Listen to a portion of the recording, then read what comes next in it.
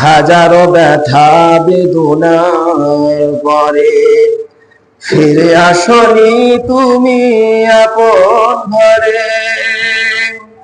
দিনের আলো সরিয়ে দিতে চলে গেলে মদিনায় মক্কা ছেড়ে।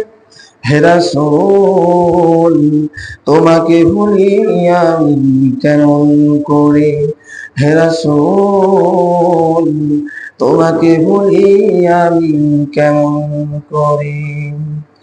খেয়ে না খেয়ে দিন প্রচারের কাজে নিজেকে দিয়ে সরিয়ে তায়েফের কাফেরেরা চিনল না সে আলো, দুষ্টু ছেলেদের পিছু দিল লেলিয়ে। পাথরের আঘাতে ক্ষত